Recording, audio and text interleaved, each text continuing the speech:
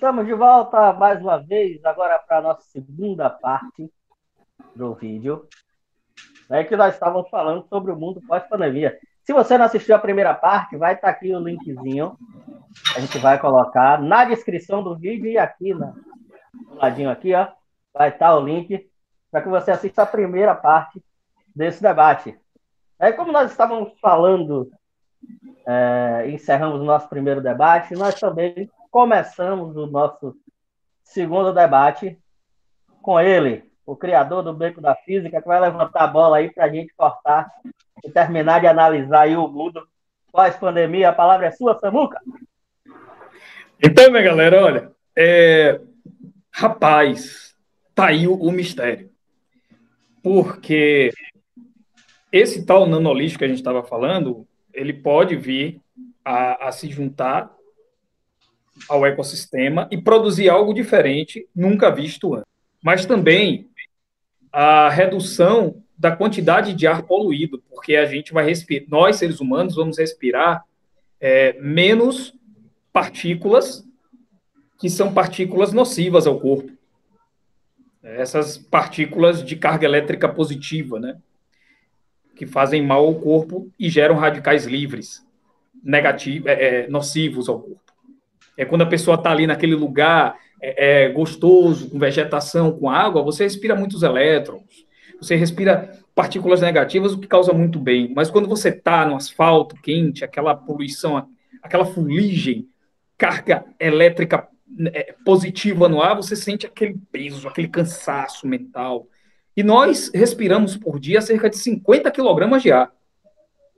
Ó, são 2 litros de água por dia que a gente precisa, 50 quilogramas, um saco de cimento de ar por dia para sobreviver. Então, a poluição pela respiração, ela é muito pouco falada.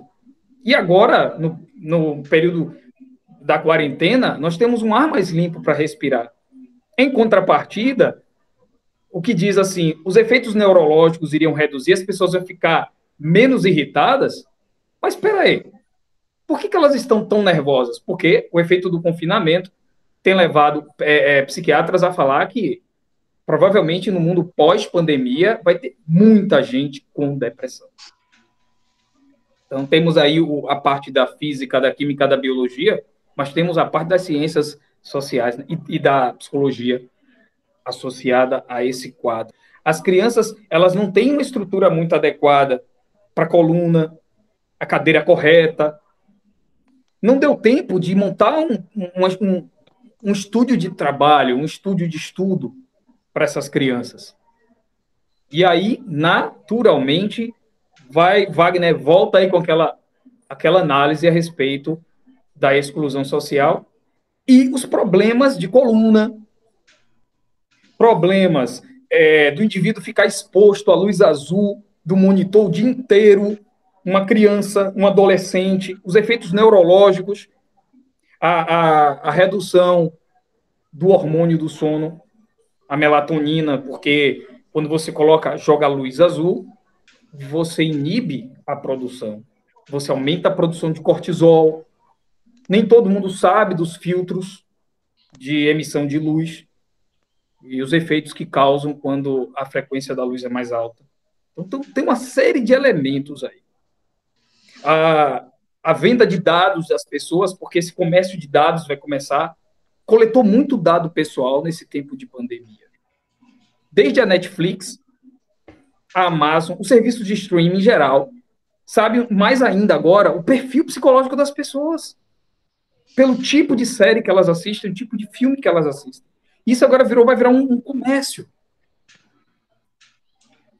Então, vamos ter mais uma vez um banco de dados absurdamente grande, que a pergunta é: quem vai utilizar este banco de dados? É uma boa pergunta e a gente vai pedir para a Wagner se preparar aí para essa pergunta, viu, Wagner? Acho que o El falou uma coisa. E você vai se preparando aí, que essa pergunta aí é um HD, punk rock e hardcore. Então, mas vamos deixar Wagner lá guardadinho. Eu vou perguntar aqui para Jonathan. Jonathan, o nanolixo, né, e essa influência aí que ele vai ter no nosso vírus? Primeiro, a gente sabe que no mundo pós-pandemia o coronavírus vai continuar existindo. Né? É loucura a gente pensar que todo mundo vai adoecer, todo mundo vai se curar, e aí a gente não vai ter mais essa pandemia. Tal. Não, a gente vai precisar conviver por um tempo, correto, meu biólogo? A gente vai precisar conviver com um tempo com isso. Né? Qual é essa relação aí do nanolixo com o vírus, com essa questão da mutação do vírus aí? Explica para gente. É importante só colocar, não, tem muitas pessoas que estão pensando que esse isolamento social, que seja, é bom colocar que ele é de suma importância, mas estão pensando que após ele todo mundo vai sair tranquilamente e que não vai mais existir o Covid e a partir daí todo mundo está tranquilo, né? Mas não, o coronavírus vai continuar. E, assim, o que é importante a gente primeiramente colocar é que, sim, o isolamento social é de suma importância. Por favor, todos permaneçam em quarentena. Porém, a gente está aguardando, na verdade, zerar ou até estabilizar a curva de infecção. Depois de estabilizar essa curva de infecção, significa dizer que nós vamos voltar, sim, gradativamente à nossa rotina. Vimos que vários precedentes que foram colocados aqui serão inerentes à nossa nova realidade. Porém, nós temos que pensar o seguinte: existem ainda milhares de pessoas que ainda estão suscetíveis à doença. Por quê? Essas pessoas não pegaram. E mesmo as que pegaram, elas podem voltar a pegar novamente. Ou seja, a vacina, querendo ou não, como foi pontuada no vídeo anterior, ela é de suma importância para que a gente comece a desenvolver anticorpos e fortificar o sistema imunológico para o combate. Mas assim como a gripe, que também é causada por um vírus, a Covid-19, ela também é causada por um vírus, e esse vírus, ele sofre mutação, ele sofre adaptação, e ele pode muito bem retomar e contaminar pessoas. Não é à toa que vocês devem estar acompanhando, lá na China, 108 pessoas já foram contaminadas. Quer dizer, novos casos. 10 na própria cidade se contaminaram, nós chamamos até de registro local, enquanto outros foram aqueles habitantes que retomaram a sua vida rotineira, retornaram exatamente ao país. Agora, dentro de sua pergunta, o nanolixo, querendo ou não, ele vai sim se combinar ou recombinar com outras partículas. E o vírus, que ele está em ascensão, que ele se encontra em vários locais, desde até um esgoto, e qualquer um outro local ele vai estar, ele pode se recombinar e pode sofrer mutação. Ou seja, cada vez mais ele está mudado, então cada vez mais podemos vir a tê-lo. Aquelas pessoas que já tiveram, repito, aquelas pessoas que nunca tiveram. Então a vacina é hoje o meio que nós temos para poder salvaguardar um pouco toda a população. Mas lembrando que ele sofre mutação, então nós podemos voltar a ter. Aí eu peço que as autoridades comecem a também desenvolver um projeto que evite essa recontaminação, porque, querendo ou não, pós-pandemia, podemos ter uma epidemia. Para quem não estava no último vídeo, seria o quê? Uma contaminação no país, uma contaminação no estado ou até na cidade. Perfeito, meu professor Jonathan. Wagner, é o seguinte, Samuel levantou aquela bola lá para você, eu vou levantar outra aqui. Né? Essa retomada da nossa vida pós-pandemia, né? Meu povo já está tão ansioso para trabalhar, a gente está vendo conflitos pelo país, né? Conflitos e mais conflitos sobre as pessoas querendo, algumas pessoas querendo, pregando aí, vamos dizer assim, o absurdo de sair de casa. Esse momento não é o momento de sair de casa, que todo mundo concorda, não é o momento de sair de casa, mas uma hora a gente vai ter que sair. Certo? E como será essa saída, essa abertura aí para o comércio? Como será essa retomada da economia aí? Lembrando aí o que Samuca falou sobre o homeschooling, né? Que é a aula dentro de casa, né? O home office, que é o trabalho que você faz remotamente, de dentro de casa mesmo, você sai para trabalhar, como a gente está fazendo aqui. Nós estamos trabalhando, né, em home office. E aí, Wagner, como é que será essa retomada da economia, retomada dos postos de trabalho? Isso vai mudar? Como é que vai ser? Eu penso que essa retomada ela vai ser. Eu penso que essa retomada ela vai ser gradativa. Nessa semana mesmo, tanto o governador do estado da Bahia, quanto hoje o prefeito de Salvador, apresentaram planos de retomada pós-pandemia. Está tendo uma confusão muito grande, que tem gente que está achando que, ao se discutir a retomada, os gestores estariam dizendo que a gente vai voltar já daqui a 10 dias. Não é isso.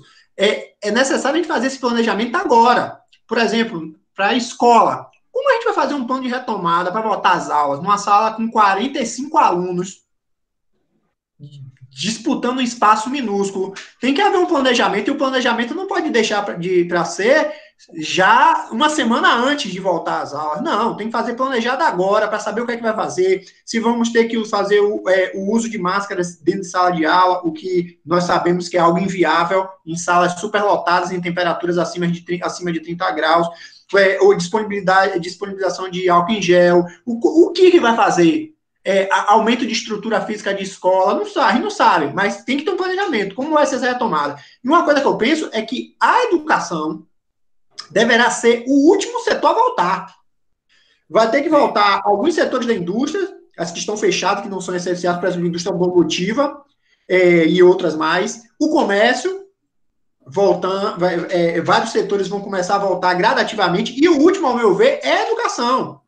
Primeiro, a educação acadêmica, as universidades vão voltar, e aí a gente pode pegar até o know-how da volta dessas universidades para tentar implementar também a partir do planejamento que foi feito nas escolas públicas e particulares. Eu acho que é a última, até porque a gente vai voltando os setores mais essenciais, não que a educação não seja essencial, muito pelo contrário, é o mais importante, mas a gente consegue viver 6 meses sem ter escola. A educação continua tendo, mas sem ter escola, a sociedade consegue viver um tempo. Então, eu penso que esse setor vai ser o último a voltar por conta de sua peculiaridade. Não dá para você arriscar a vida de alunos nem de professores com salas hiperlotadas em um espaço curto de um ambiente curto, pequeno, como é a sala de aula. Um outro ponto importante é a gente analisar uma coisa que é essencial. Nesse momento de quarentena, é um momento para algumas pessoas repensarem até sua própria profissão ou pensarem num plano B. Porque estamos parados, muitas pessoas estão paradas em quarentena, e aí a gente tem que ter a criatividade para pensar o que vai ser o mundo pós-quarentena. E aí eu penso que as tecnologias, elas aparecerão nesse mundo pós-quarentena muito forte, como o Samuel falou aí com o home office. Provavelmente algumas empresas estão avaliando, muitas empresas estão avaliando o quão positivo e negativo é esse trabalho em casa. Com certeza. Quantos de custo elas podem diminuir, custo estrutural, energia, água, tudo isso a empresa vai avaliar e de que maneira é mais vantajoso e como é a produtividade. Por outro lado, sabemos que não é fácil trabalhar de casa. É um trabalho estressante, é um trabalho psicologicamente complicado. Tanto é que eu vi uma reportagem falando sobre isso, o aumento o aumento do número de procura por atendimento psicológico nessa pandemia. Então, quem está em quarentena agora é bom pensar o mercado de trabalho lá atrás, até porque agora o momento é grave. A taxa de desemprego vai aumentar drasticamente. A economia brasileira já estava num problema grave. O ano passado, o nosso PIB cresceu pouquíssimo mais do que 1%, o que é grave. E nesse momento de quarentena, a economia mundial parou. A volta será muito preocupante. Vamos enfrentar uma crise econômica gigante, uma crise de desemprego gigante. E esse é o momento que estamos parados para repensar, pensar e planejar esse mundo pós-pandemia, porque vai ser bastante diferente e eu penso que vai ser muito auxiliado pelas novas tecnologias. para o mal e para o bem. Ô, Wagner, Diga. você acha que dá para comparar o que está acontecendo agora conosco com o que aconteceu em 1914, 1918, quando o mundo pós-guerra já não foi o mesmo?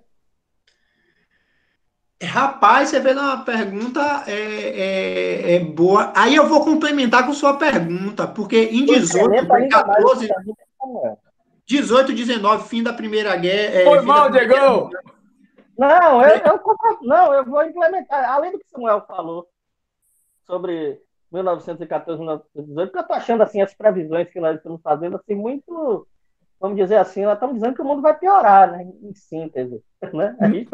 A gente está falando que o mundo vai piorar, mas assim, se a gente for pegar 1918, não é, Wagner?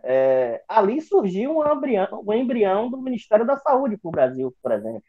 Ali surgiu um embrião, você mesmo falou isso, né? Isso. Lembrando que quem não assistiu a análise da pandemia, né, vai ter o linkzinho aí na descrição do vídeo, então a gente vai botar em algum lugar aqui, né, para que acompanhe. Então a gente falou que a percepção de qualidade de saúde no Brasil surgiu ali naquela pandemia horrível que foi a pandemia da gripe espanhola, né? Será que a gente não vai ter um avanço assim também? Eu vou fazer um comentário e depois eu vou passar a bola para Yuri. Samuel tocou da crise o momento de 18, 19 ele é muito tenso, porque ele pega o final da Primeira Guerra Mundial, depois vem a crise espanhola, e quando o mundo pensa que está se recuperando, vem a crise de 29, 10 anos depois. Ali está um caos. As coisas não melhoraram muito nesse curto espaço de tempo, não. Mas aí, uma coisa para não ficar tão pessimista, a gente pode pensar o mundo pós-Segunda Guerra Mundial.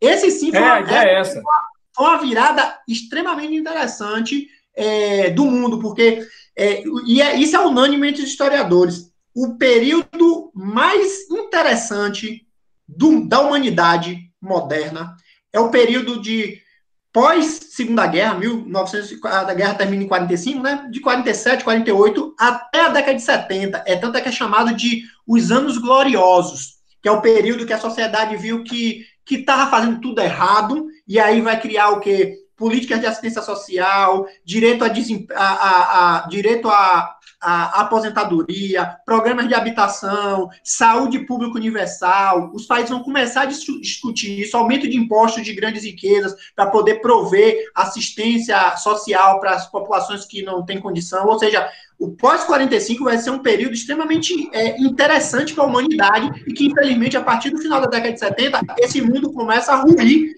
nos Estados Unidos, na Inglaterra, e a gente percebe que, a partir da década de 90, ele chega na América Latina com força, é o que os historiadores e os economistas chamam de neoliberalismo, ou seja, a destruição dos programas de assistência social, a destruição do estado de bem-estar social que prevaleceu no pós-Segunda Guerra Mundial.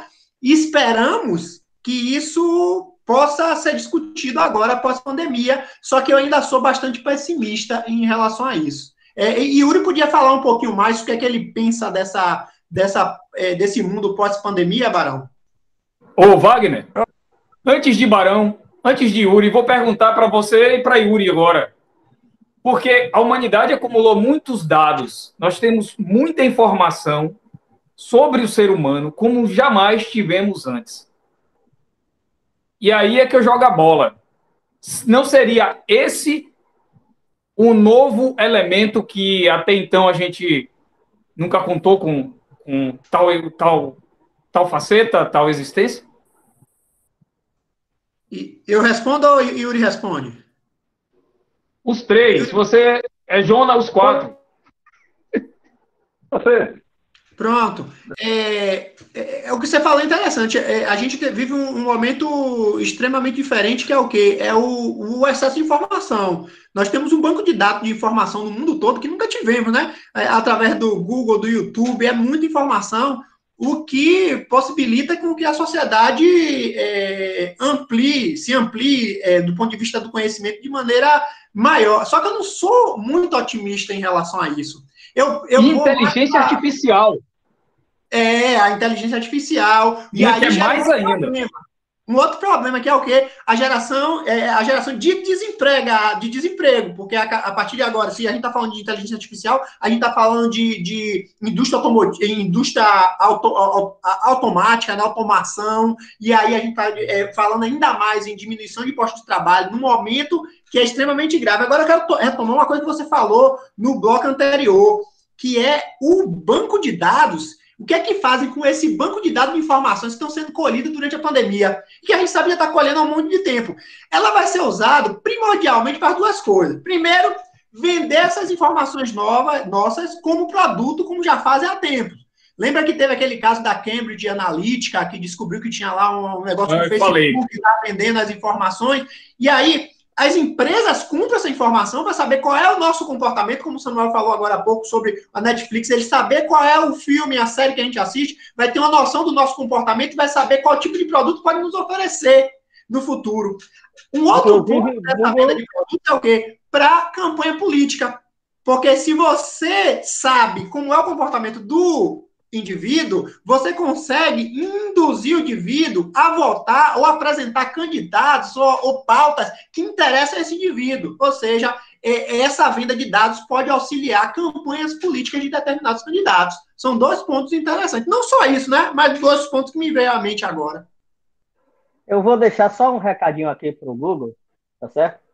Eu estava procurando os pneus para comprar para o carro e o Google agora acha que eu sou movido a pneu. Então deixa aqui. Ô Google, bota outro anúncio aí, porque não é só de pneu que vive a vida do homem, não.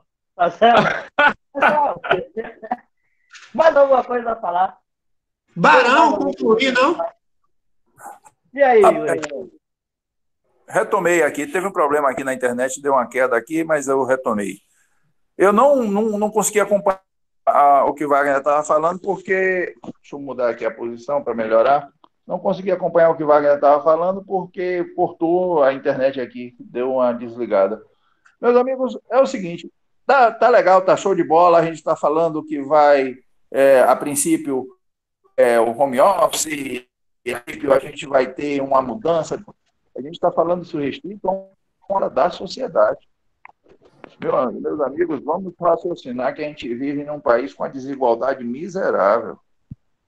Aí, quando a gente faz essa referência desses acessos, dessas mudanças, não está atingindo, não.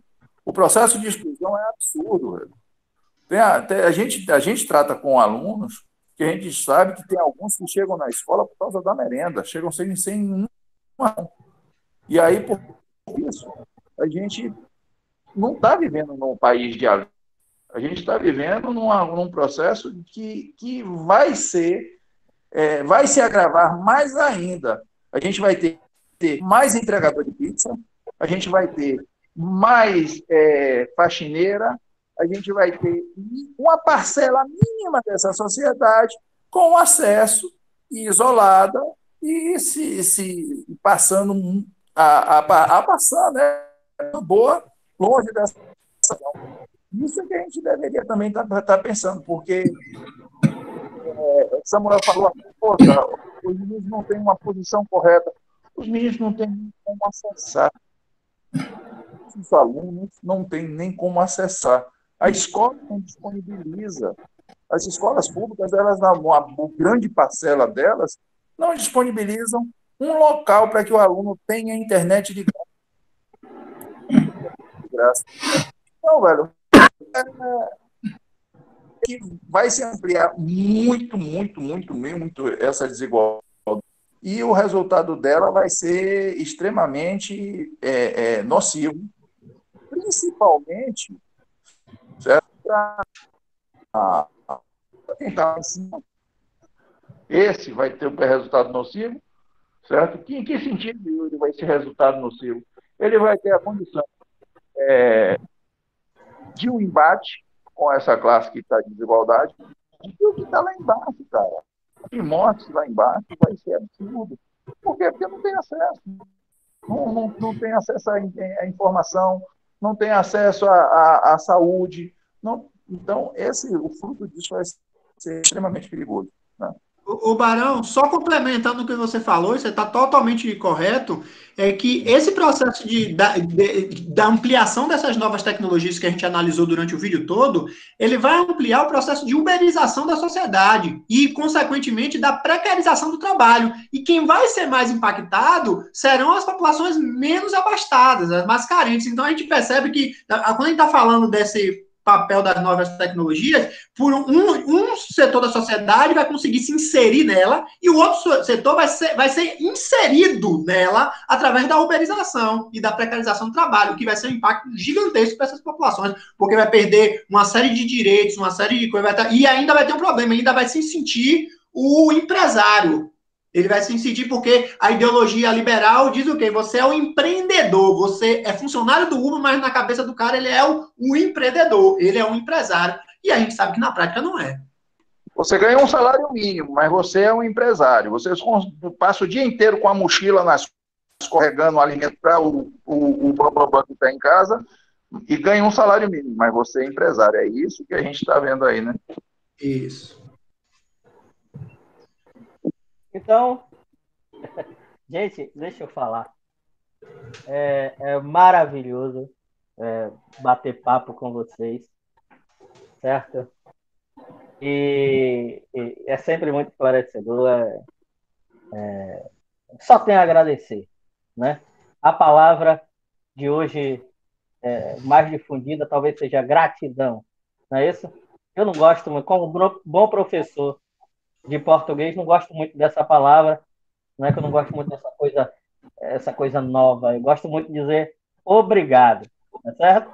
As pessoas às vezes falam assim, ó, gratidão. Não, querido, a gente já tem uma palavra para falar isso, é obrigado. Então, obrigado, queridos, obrigado a vocês, meus colegas, meus amigos, né? Obrigado a quem está assistindo, quem teve a paciência e a inteligência para assistir, porque esse papo foi um papo de alto nível.